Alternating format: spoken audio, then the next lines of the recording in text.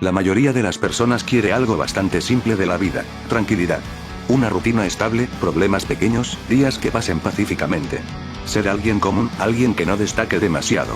Después de todo, vivir de manera ordinaria suele percibirse como una forma de seguridad, una manera de evitar conflictos, expectativas o responsabilidades que vienen con ser diferente. La normalidad, en ese sentido, funciona casi como un refugio. Pero hay un problema con esa idea: la normalidad no siempre es algo que podamos elegir.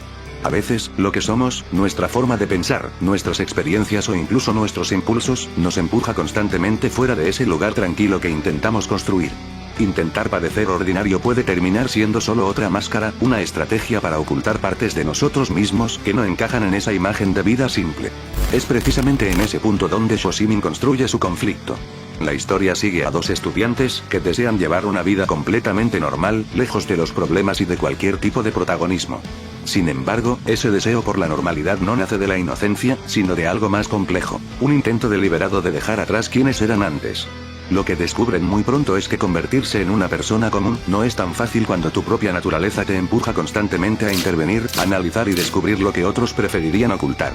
Así, la serie no trata simplemente de misterios cotidianos o de la vida escolar. En el fondo, es una historia sobre la imposibilidad de fabricar una identidad ordinaria, sobre lo difícil que es escapar de uno mismo, y cómo el intento de vivir una vida simple puede convertirse, irónicamente, en el conflicto más complicado de todos. Es una introducción necesaria, porque si algo he percatado, es que la mayoría que miró esta obra, parece no entender cuáles son sus formas de demostrar sus intenciones. Me explico. En Shoshimin, los misterios que aparecen a lo largo de la historia, rara vez poseen una importancia real por sí mismos. No se trata de grandes conspiraciones, ni de enigmas que transformen el mundo de los personajes. Por el contrario, suelen ser incidentes extremadamente triviales, pequeños malentendidos, objetos que desaparecen, situaciones cotidianas que en apariencia carecen de relevancia. Y sin embargo, precisamente ahí reside la intención de la obra. Estos misterios no funcionan como el centro del relato, sino como un dispositivo narrativo para revelar quiénes son realmente los personajes. Cada pequeño caso sirve para observar cómo piensan, qué decisiones toman, qué impulsos reprimen y, sobre todo, qué partes de sí mismos intentan ocultar. Resolver un misterio en Shoshimin no es tanto un acto de inteligencia, como un momento en el que la máscara de normalidad de los protagonistas se resquebraja ligeramente. En otras palabras, los enigmas no existen para ser resueltos, existen para exponer la naturaleza de quienes los enfrentan. En ese sentido, entender el estilo de Nobuyo Nezawa se vuelve importante. Una comparación inevitable es Youka, otra obra del mismo autor en la que se basa en misterios cotidianos. Sin embargo, aunque ambas series comparten esa estructura de pequeños enigmas, la intención detrás de ellos es distinta. En Youka, los misterios suelen funcionar como una forma de despertar la curiosidad del protagonista y exponer las inseguridades tanto de él como de sus amigos. En cambio, Shoshimin utiliza esos mismos misterios como una forma de mostrar algo más incómodo, como los personajes intentan mantener una fachada de normalidad, mientras su verdadera naturaleza se filtra inevitablemente en cada situación. Por eso, cuando se observa la obra únicamente como una serie de misterios triviales, se pierde completamente su intención. Los enigmas son solo la superficie, lo que realmente está ocurriendo es un estudio silencioso de personajes que intentan desesperadamente parecer ordinarios, mientras cada pequeño incidente revela que esa normalidad es, en realidad, una construcción frágil. Para hacerlo más fácil de entender, usaré de ejemplo un misterio trivial que, a mi criterio, es el más sencillo de digerir: el caso de la taza de chocolate. Es un ejemplo muy claro de cómo la obra utiliza incidentes aparentemente insignificantes para revelar la naturaleza de sus personajes. A primera vista, el problema parece ridículamente simple. ¿Cómo pudo Kengo preparar 3 tazas de chocolate caliente si el fregadero está completamente seco y solo hay una cuchara? El enigma gira en torno a una inconsistencia doméstica mínima. Sin embargo, lo importante no es tanto la respuesta, que la leche fue calentada directamente en su envase y que eso elimina la necesidad de ensuciar una olla o más utensilios, sino la forma en que los personajes reaccionan ante el problema y lo reconstruyen mentalmente. En primer lugar, el misterio revela algo fundamental sobre Hogoro Kobato. Aunque su objetivo declarado es convertirse en un Shoshimin, es decir, una persona ordinaria que evita destacar, su forma de pensar lo traiciona constantemente. Hogoro intenta mantenerse distante y racional, pero no puede evitar reconstruir el proceso paso a paso. Cada hipótesis que formula muestra su tendencia natural a analizar el entorno con precisión casi obsesiva. Este caso demuestra que su inteligencia deductiva no es algo que pueda apagar a voluntad. Incluso frente a un problema trivial, su mente se activa de inmediato.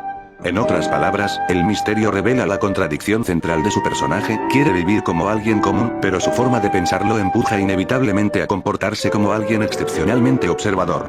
Por otro lado, Yuki Osanai demuestra algo distinto pero igualmente importante. Su intervención en la conversación es breve, pero estratégica. Cuando corrige a Hogoro señalando que la cuchara estaría mojada, no lo hace para presumir su razonamiento, sino para mantener la discusión en marcha. Incluso llega a admitir que intervino solo para evitar el silencio incómodo. Esto deja ver una de las características más sutiles de su personalidad. Yuki no solo observa, también manipula el flujo de la conversación y las situaciones sociales con una naturalidad inquietante. Su curiosidad no es inocente. Disfruta provocar este tipo de análisis en Hogoro y observar cómo se desarrolla. La escena sugiere que su interés no está únicamente en la respuesta del misterio, sino en el proceso mental que desencadena en los demás. Chisato, por su parte, representa un tercer tipo de reacción frente al mismo problema. Ella es quien introduce el misterio inicialmente al notar la incongruencia del fregadero seco. Sin embargo, su actitud es mucho más emocional e impulsiva. A diferencia de Hogoro, que intenta descomponer el problema con lógica fría, Chisato expresa frustración y sarcasmo constantemente, especialmente hacia Kengo. Esto no significa que sea menos perceptiva, de hecho, es la primera en notar que algo no cuadra. Pero su forma de interactuar con el misterio revela un enfoque más humano y espontáneo, menos obsesionado con la perfección lógica. El resultado es que el misterio funciona como una especie de radiografía de los personajes. Cada uno se relaciona con el mismo problema de forma distinta. Hogoro lo convierte en un ejercicio de razonamiento metódico, Yuki lo usa como un pequeño juego social, y Chisato lo aborda desde la curiosidad mezclada con irritación. El enigma, por lo tanto, no está diseñado para impresionar al espectador con su complejidad. Su verdadera función es permitir que observemos cómo piensan, cómo se relacionan entre sí y qué rasgos de su personalidad emergen cuando enfrentan incluso la situación más trivial. Por eso este tipo de escenas es tan representativo del estilo narrativo de la serie. El misterio de la taza de chocolate no importa por su solución, sino porque muestra algo más profundo. Incluso en un incidente doméstico sin consecuencias, la verdadera naturaleza de los personajes se filtra inevitablemente. Y es precisamente esa exposición silenciosa de la personalidad lo que convierte a los misterios cotidianos de la obra en herramientas de caracterización más que en simples acertijos. Este pequeño intercambio deja ver algo importante. El misterio nunca fue realmente el chocolate. El enigma es tan simple que su resolución carece de verdadero peso dramático. Lo que importa es todo lo que ocurre alrededor de él. La forma en que Hogoro reconstruye cada posibilidad, la manera en que Yuki interviene estratégicamente en la conversación, y la impaciencia con la que Chisato empuja el problema hacia adelante terminan revelando más sobre sus personalidades que sobre la preparación del cacao. Y ahí es donde se vuelve evidente la función real de estos misterios dentro de Shimin. Lo que estamos viendo no es una historia de enigmas, sino una historia sobre personas que intentan vivir de forma ordinaria, mientras sus propias naturalezas se filtran constantemente en los detalles más pequeños de su vida cotidiana. Sin embargo, antes de hablar de los casos más importantes de la obra, es necesario detenerse un momento en una característica fundamental de la misma, su densidad narrativa. A primera vista, Shoshimin puede parecer una serie ligera, construida a partir de pequeños misterios cotidianos que giran en torno a situaciones aparentemente insignificantes. Un chocolate caliente preparado de una forma extraña, una pequeña inconsistencia en un objeto doméstico o una discusión trivial entre estudiantes parecen ser el centro de la historia. Sin embargo, esa apariencia de simplicidad es, en realidad, una ilusión cuidadosamente construida. La obra concentra gran parte de su significado en detalles mínimos. Cada uno de esos misterios domésticos funciona como un pequeño escenario donde los personajes revelan su forma de pensar, sus contradicciones y las identidades que intentan proyectar frente a los demás. Lo que parece un simple ejercicio de deducción termina mostrando algo más profundo: la distancia entre la imagen que los personajes quieren mantener y la forma en que realmente actúan cuando se enfrentan a una anomalía, por pequeña que sea. Por esta razón, los misterios de la serie rara vez buscan impresionar por su complejidad. Su función no es crear tensión a través de un gran enigma, sino introducir pequeñas grietas en la normalidad cotidiana. Cada uno de estos casos revela que la vida ordinaria de los protagonistas está sostenida por una serie de suposiciones, hábitos y apariencias que pueden romperse con facilidad cuando algo no encaja del todo. La densidad de la obra surge precisamente de esa acumulación de detalles aparentemente triviales que, poco a poco, empiezan a mostrar las verdaderas dinámicas entre los personajes. Entender esto es importante porque permite interpretar de otra manera los eventos que ocurren más adelante en la historia. Cuando aparece un incidente como el robo de la bicicleta, no se trata simplemente de un misterio más dentro de la rutina escolar. Ese evento se inserta en una estructura narrativa donde incluso los detalles más pequeños pueden revelar algo importante sobre los personajes y sus relaciones. Lo que parecía una serie de acertijos domésticos empieza a mostrar que las apariencias de normalidad que rodean a los protagonistas pueden ocultar tensiones mucho más complejas. De esta manera, el robo de la bicicleta no rompe con la lógica de la obra, sino que la expande. Si los primeros misterios ya mostraban que lo cotidiano puede esconder inconsistencias inesperadas, este nuevo incidente demuestra que esas mismas apariencias también pueden ocultar conflictos más serios. La serie sigue jugando con la idea de que lo que vemos en la superficie rara vez coincide completamente con lo que ocurre en realidad. Ahora sí, sobre el caso del robo de la bicicleta de Yuki. Este caso funciona, en apariencia, como uno de los pequeños misterios cotidianos que estructuran la narrativa de la obra. Sin embargo, su verdadero propósito no es simplemente explicar cómo desapareció la bicicleta de Yuki, sino revelar aspectos fundamentales de la personalidad de ella. A lo largo del diálogo con Hogoro, el misterio pasa gradualmente de ser un problema práctico a convertirse en un momento de exposición psicológica. Lo que se pone en juego no es la resolución del incidente, sino la manera en que cada personaje entiende la idea de vivir como una persona común. En un primer momento, la conversación entre ambos sigue la lógica habitual de los enigmas de la serie. Hogoro reconstruye los hechos con calma y propone hipótesis sobre el comportamiento de Sakagami. El robo de la bicicleta no habría sido un acto malicioso sino una decisión pragmática, motivada por la necesidad de alcanzar el autobús de una autoescuela. El razonamiento es metódico y busca cerrar el incidente de forma racional. Una vez que la explicación resulta plausible, Hogoro considera que el asunto debería darse por terminado. Desde su perspectiva, el misterio ha sido resuelto y la bicicleta ha sido recuperada. Insistir más allá de ese punto solo implicaría complicarse innecesariamente. Esta actitud refleja su filosofía que intenta seguir desde el inicio de la serie. Vivir como una persona corriente implica evitar conflictos y aceptar que ciertas injusticias menores forman parte de la vida cotidiana. Para él, la normalidad consiste en una forma de autocontrol. Incluso cuando algo resulta molesto o injusto, lo correcto sería dejarlo pasar para no alterar el equilibrio de la vida diaria.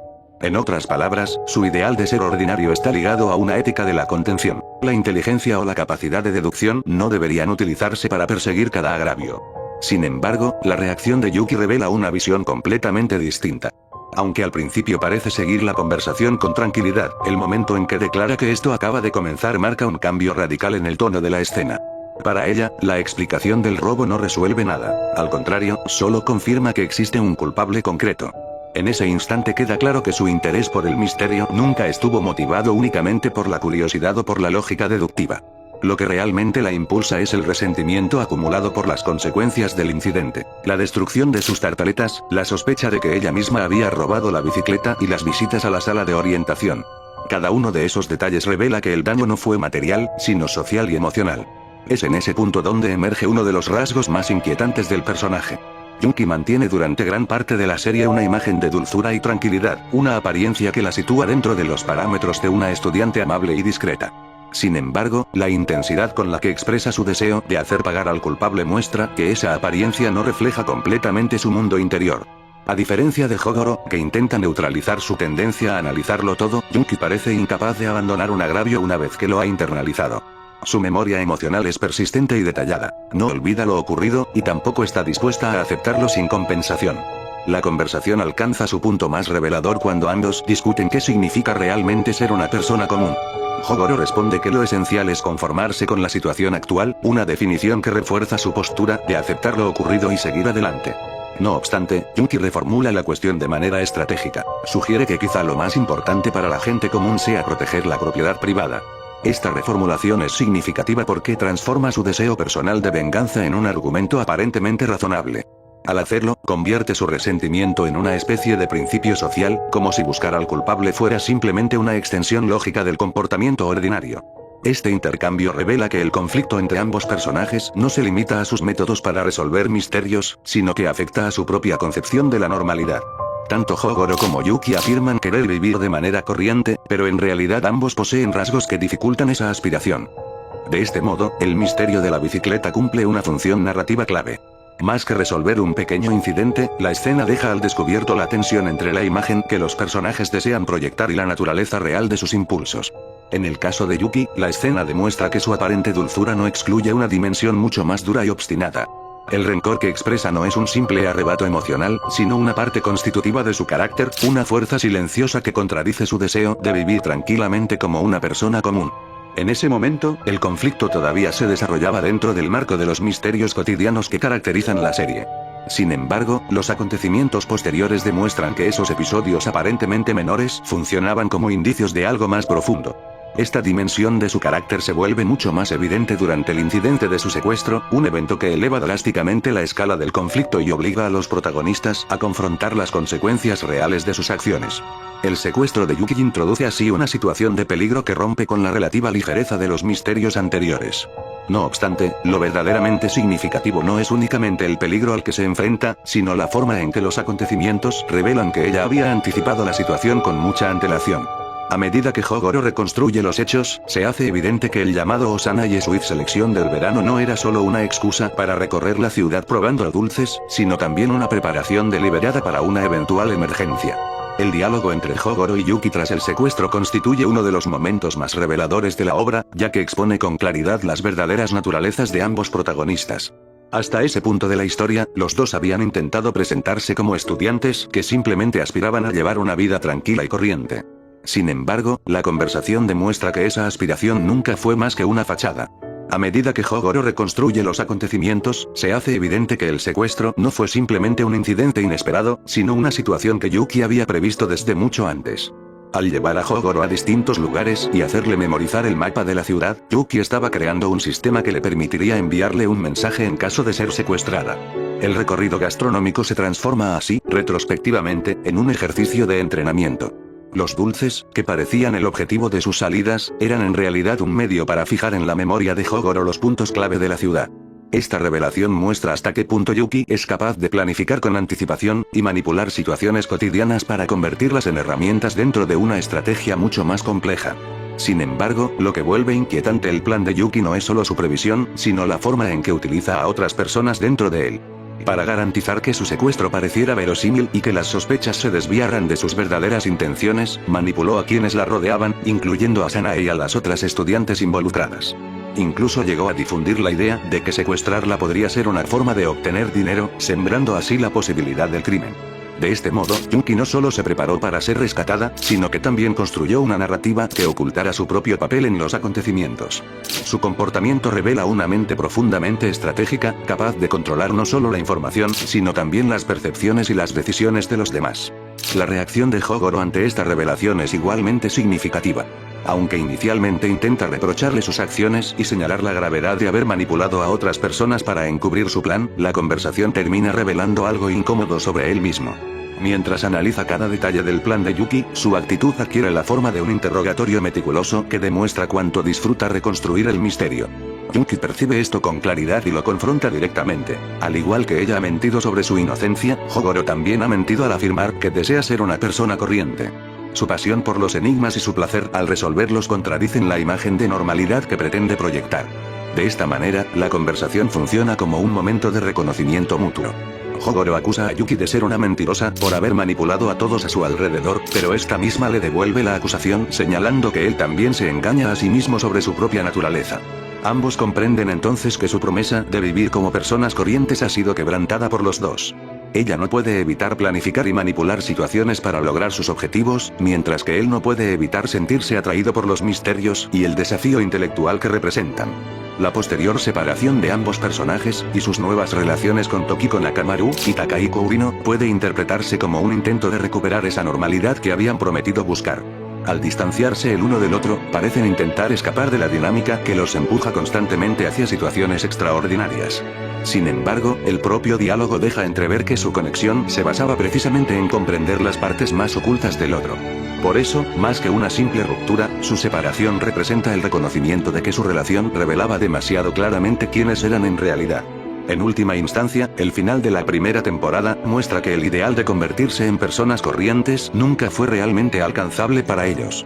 Al enfrentarse a estas verdades, los dos protagonistas se ven obligados a reconocer que la normalidad que buscaban mantener era, en sí misma, otra forma de mentira. En la segunda temporada, Tokiko Nakamaru y Takahiko Urino cumplen un papel muy específico dentro de la historia. Funcionan como contrapuntos narrativos que intentan acercar a los protagonistas a una vida normal, pero al mismo tiempo terminan revelando por contraste lo poco ordinarios que realmente son Hogoro y Yuki.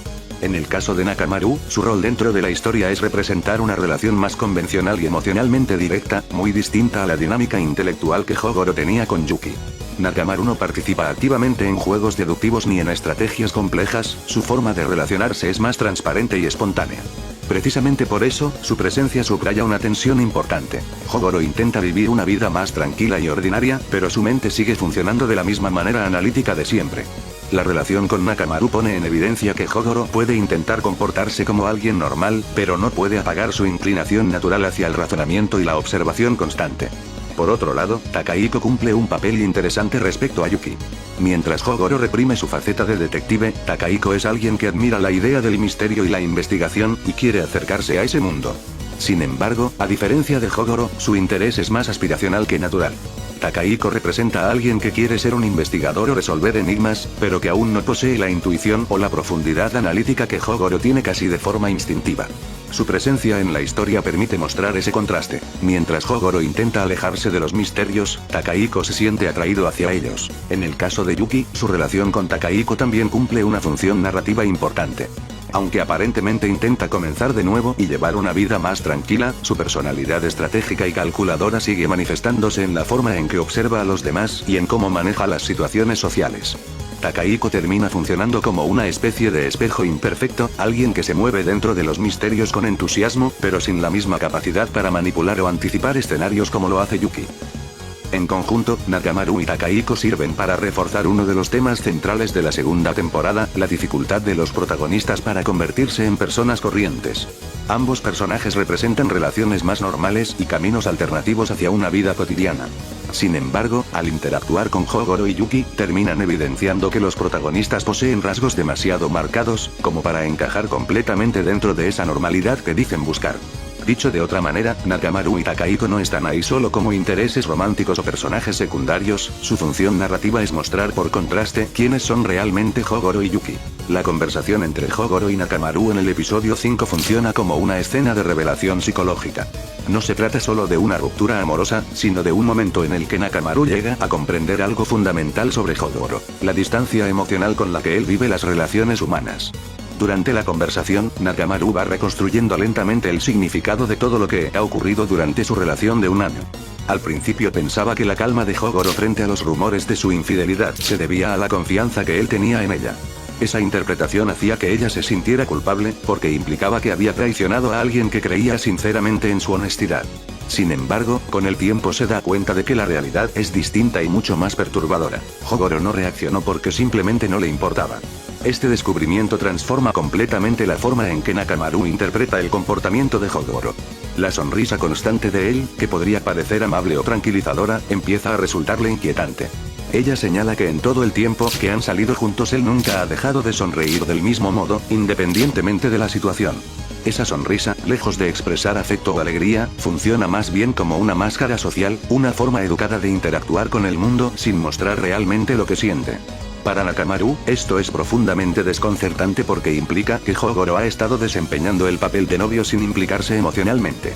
No la confronta por la infidelidad, no muestra celos, no parece afectado por los rumores, simplemente continúa comportándose con la misma cortesía distante de siempre. En ese sentido, la relación para él parece haber sido más una rutina que una experiencia emocional real.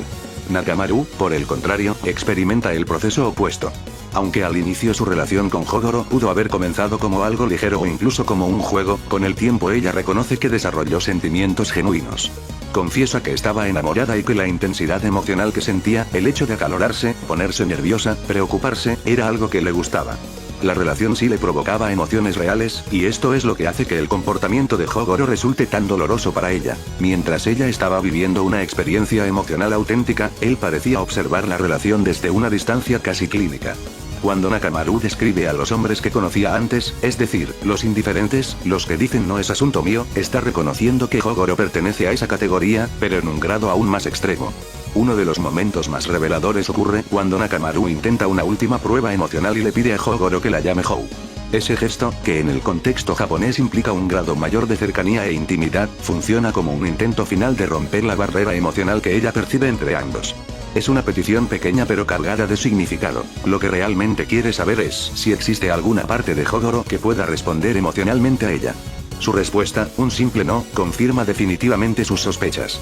No hay un gesto sincero de arrepentimiento, ni un intento de salvar la relación. Su negativa es tranquila, directa y completamente coherente con el comportamiento que Nakamaru ha estado observando durante todo ese tiempo.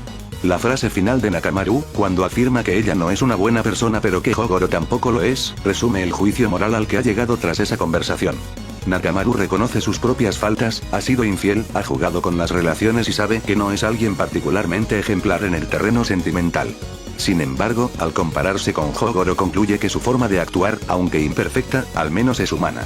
Ella puede equivocarse porque siente demasiado, Hogoro, en cambio, parece incapaz de implicarse emocionalmente en absoluto. Desde su perspectiva, esa frialdad también es una forma de falta moral, aunque sea más sutil. No se trata de maldad tradicional, sino de una especie de vacío emocional que vuelve imposibles las relaciones auténticas. Por último, la mención de Yuki sugiere que la relación anterior de Hogoro probablemente tenía una dinámica distinta. Cuando Nakamaru pregunta si también era así con Yuki, está insinuando que quizá la única persona capaz de comprender realmente a Hogoro es alguien con una mentalidad similar a la suya. Esto deja entrever que la conexión entre Hogoro y Yuki no se basaba tanto en emociones convencionales, como en una afinidad intelectual y psicológica mucho más compleja. De este modo, la conversación con Nakamaru no solo marca el final de una relación, sino que también expone el contraste entre las relaciones ordinarias y la peculiar naturaleza emocional de Hogoro, revelando que su intento de vivir como una persona común quizás sea más difícil, e incluso imposible, de lo que él mismo cree. Por otro lado, con Takahiko ocurre algo más o menos similar. La escena entre Takahiko y Yuki en el episodio 6 es una de las más reveladoras de la temporada porque muestra, de manera directa, la diferencia intelectual y psicológica entre ambos personajes. Al igual que la conversación entre Hogoro y Nakamaru, esta escena funciona como una ruptura, pero su significado es distinto. Mientras que la escena anterior expone la frialdad emocional de Hogoro, esta revela la naturaleza estratégica y manipuladora de Yuki, así como la ingenuidad de Takahiko. A lo largo de la conversación, Takahiko aparece convencido de haber resuelto el misterio del pirómano conocido como Fireman. Su acusación contra Yuki no surge de la nada, está construida a partir de una cadena de observaciones que, desde su perspectiva, forman una deducción lógica. Él ha observado que Yuki estaba presente cerca de varios incendios, que conocía detalles que no aparecían en los artículos, que parecía incómoda cuando él investigaba el caso, y que incluso estaba vestida de manera extraña la noche en que la sigue. Además, Takahiko intenta demostrar su razonamiento explicando el detalle del día del incendio de mayo, cuando Yuki dijo que había ocurrido un viernes, cuando técnicamente fue después de la medianoche del sábado. Para Takahiko, ese error solo podía explicarse si ella había estado allí y había confundido la hora al no tener batería en su móvil. Desde su punto de vista, ha construido una hipótesis coherente y cree haber descubierto la verdad. Sin embargo, la reacción de Yuki transforma completamente la escena. En lugar de enfadarse o sentirse acorralada, se muestra divertida, con su actitud revelando inmediatamente que ella tiene una posición de control en la conversación. Cuando empieza a responder, no lo hace simplemente negando la acusación. Lo que hace es desmontar el razonamiento de Takahiko y, al mismo tiempo, exponer sus debilidades como investigador. Yuki explica que en realidad lo ha estado ayudando desde el principio. Según su propia versión, ella manipuló discretamente la información que Takahiko obtenía, lo guió hacia ciertas pistas y lo empujó a avanzar en la investigación. O sea, el progreso que él atribuía a su propio talento era en gran parte el resultado de las intervenciones invisibles de Yuki. Este momento es humillante para Takahiko, porque destruye la imagen que tenía de sí mismo. Él se veía como alguien que estaba resolviendo un misterio complicado gracias a su esfuerzo y su capacidad deductiva. Pero Yuki le revela que su intelecto no es particularmente brillante, y que carece de la astucia necesaria para manipular información o personas. Incluso le señala errores concretos, que tardó 10 meses en avanzar en el caso, no logró reducir la lista de sospechosos, y ni siquiera revisó los mensajes que ella le había enviado sobre el libro que mencionaba. La crítica de Yuki no es simplemente un insulto, es un análisis frío de sus limitaciones. Desde su perspectiva, Takahiko tiene entusiasmo y cierta valentía, pero carece de las habilidades que realmente definen a un buen investigador. La escena también revela algo importante sobre la relación que existía entre ambos. Takahiko pensaba que su relación con Yuki podía tener algún tipo de significado emocional, o al menos que compartían una conexión basada en la investigación del caso. Pero Yuki deja claro que nunca lo vio de esa manera. Para ella, Takahiko era en gran medida un instrumento o un experimento. Ella lo observaba, lo guiaba y evaluaba sus reacciones, casi como si estuviera probando hasta dónde podía llegar.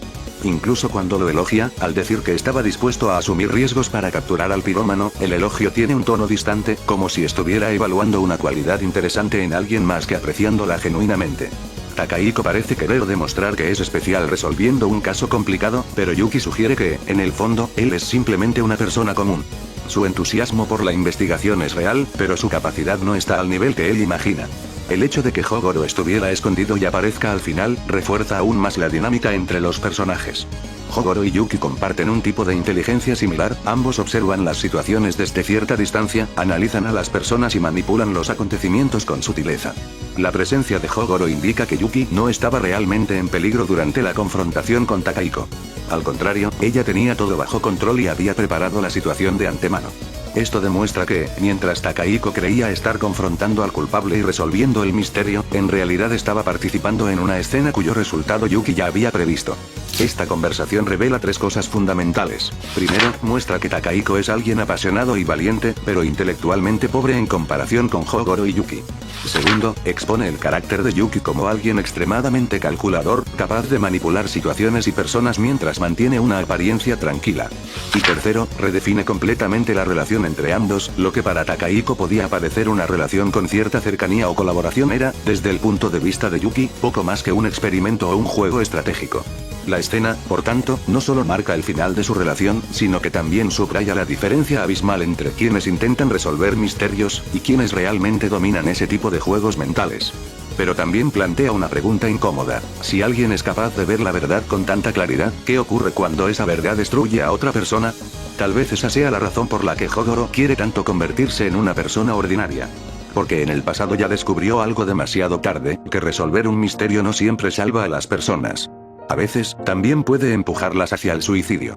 Shotaro Isaka era un estudiante que tenía padres divorciados, así que ideó un plan secreto junto a su hermana para reconstruir a su familia.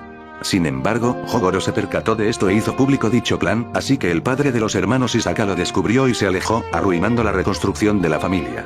Después, entre la culpa y la tristeza, intentó suicidarse. Su hermana, Eiko, busca vengarse de Hogoro al creer que él es el responsable de dicho intento de suicidio. Su motivación nace de la culpa y la rabia, porque si Hogoro no hubiera intervenido, entonces su familia se habría reconciliado. La conversación del episodio 12 funciona casi como una autopsia moral del pasado de los tres personajes. No se trata solo de aclarar qué ocurrió hace 3 años, sino de revelar cómo cada uno interpretó ese mismo hecho de forma completamente distinta, cargándolo con culpa, resentimiento o remordimiento. Primero, lo que revela sobre Hogoro es probablemente lo más importante para entender su psicología. Durante mucho tiempo, Hogoro vivió convencido de que su inteligencia podía ser algo positivo si se utilizaba para resolver problemas.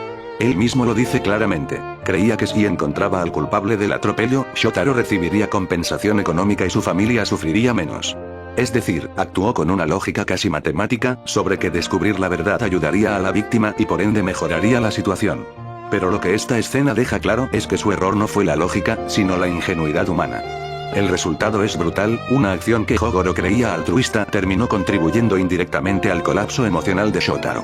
Por eso, la frase que dice al inicio, que el accidente era su castigo, no es solo dramatismo, refleja que durante años cargó con la idea de que su inteligencia había provocado una tragedia.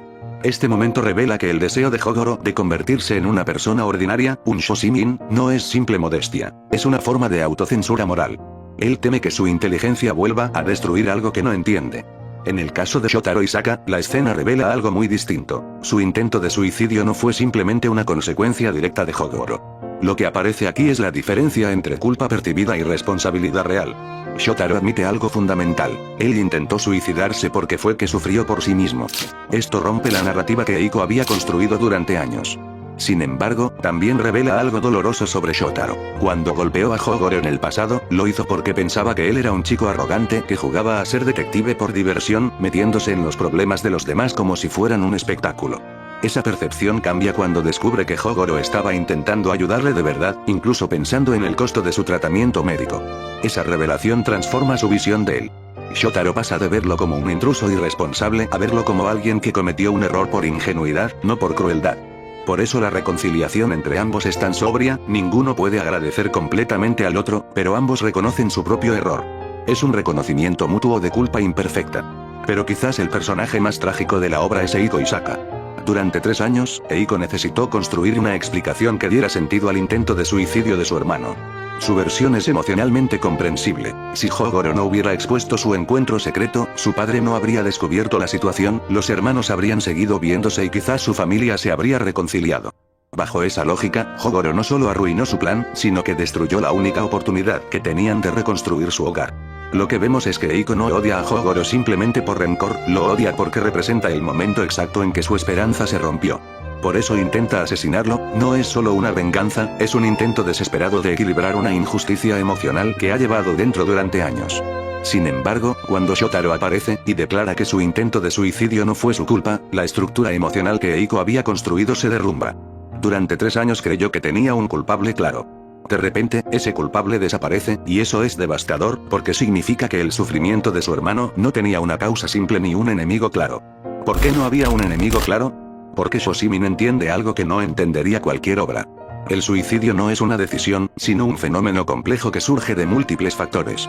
De hecho, la escena en el episodio 12 funciona precisamente para desarmar la idea de una causa única. Cuando ocurre una tragedia, las personas suelen buscar un punto concreto donde colocar la culpa, porque aceptar que el sufrimiento surgió de una red compleja de circunstancias es mucho más difícil de procesar. Eiko, en ese sentido, representa esa necesidad humana de reducir una tragedia a una causa clara.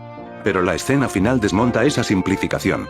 Lo que emerge es algo mucho más cercano a la realidad. El intento de suicidio de Shotaro no puede reducirse a un solo evento. Hay varios elementos que se entrecruzan. Está el divorcio y el conflicto entre sus padres, la separación forzada de su hermana, el aislamiento emocional que eso genera, el accidente que cambia su vida, y la presión psicológica acumulada. La intervención de Hogoro, al revelar el encuentro secreto entre los hermanos, se convierte en una pieza dentro de ese sistema de factores, pero no es el origen absoluto del problema. Cuando Shotaro dice que intentó suicidarse porque fue algo que él mismo pensó, la serie no está afirmando que el suicidio sea una decisión racional aislada. Más bien está rechazando la narrativa de culpabilidad absoluta que Eiko había construido. Es una forma de recuperar su propia agencia sin convertir a otra persona en el único responsable de su sufrimiento. Eso es importante porque evita 2 extremos problemáticos. Por un lado, la idea de que alguien puede causar directamente el suicidio de otro. Por otro, la idea de que el suicidio aparece de la nada como una elección puramente individual. En ese sentido, la serie parece acercarse a una comprensión más cercana a lo que en sociología o psicología se describe como un fenómeno multicausal.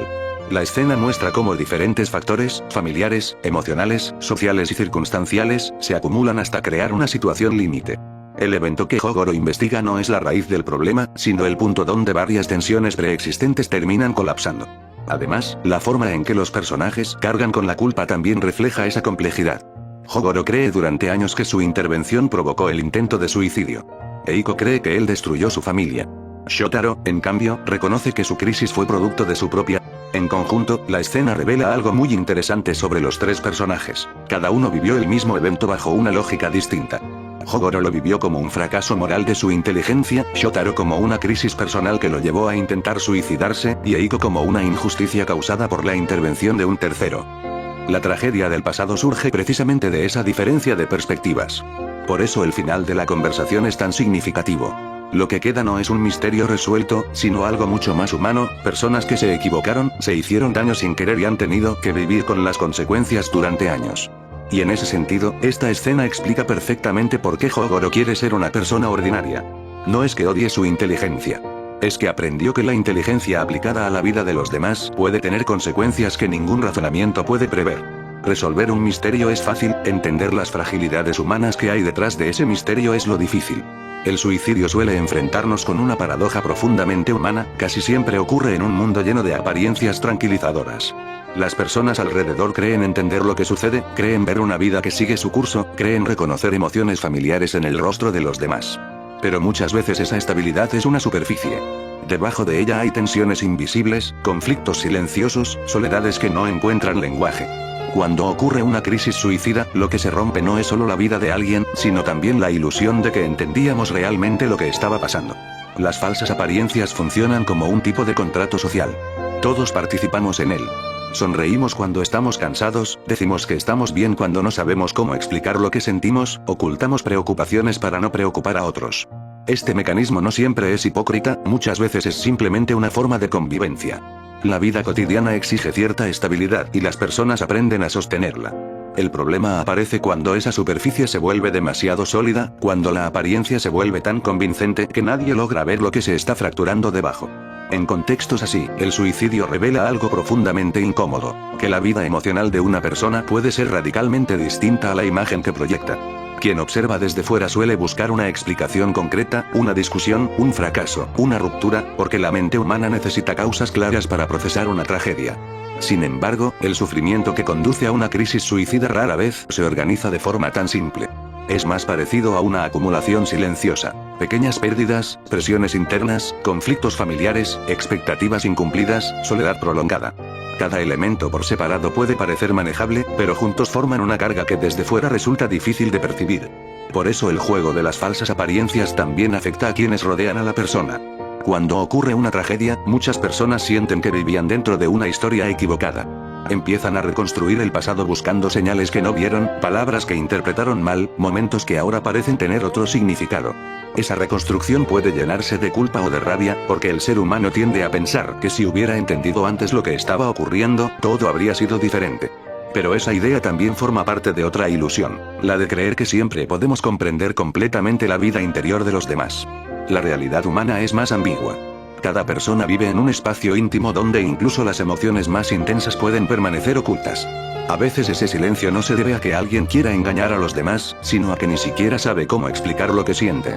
El sufrimiento profundo puede volverse confuso, difícil de traducir en palabras. En esos momentos, la apariencia de normalidad no es necesariamente una máscara consciente, sino una forma de seguir existiendo en el mundo cuando no se sabe cómo mostrar lo que ocurre por dentro. Pensar el suicidio desde esta perspectiva, cambia también la forma en que entendemos la responsabilidad. Cuando se intenta explicar una tragedia buscando un único culpable o un único evento decisivo, se simplifica algo que en realidad pertenece a una red compleja de experiencias humanas. La necesidad de encontrar una causa clara responde al deseo de ordenar el caos emocional que deja una crisis así. Sin embargo, aceptar que el sufrimiento humano puede formarse lentamente, a través de muchas circunstancias interrelacionadas, permite mirar el fenómeno con más humildad y más compasión. Quizá una de las reflexiones más profundas que surgen de esto, es que la vida social está llena de historias que creemos comprender solo parcialmente. Las personas se cruzan cada día llevando mundos internos que no siempre son visibles. A veces lo único que percibimos es la apariencia de normalidad que hace posible la convivencia cotidiana. Y sin embargo, dentro de esas apariencias pueden existir luchas silenciosas que nadie más alcanza a ver. Por eso el tema del suicidio también nos confronta con una pregunta profundamente humana: ¿hasta qué punto conocemos realmente a quienes tenemos delante? No como un reproche o una acusación, sino como una invitación a reconocer la complejidad de las vidas ajenas. Entender que las apariencias no siempre reflejan toda la verdad puede abrir un espacio para la atención, la escucha y la empatía. No elimina el dolor ni las tragedias, pero recuerda algo esencial, que detrás de cada rostro cotidiano, puede existir una historia emocional mucho más profunda de lo que imaginamos. Y eso ha sido todo por esta ocasión. Nos vemos luego, querida gente.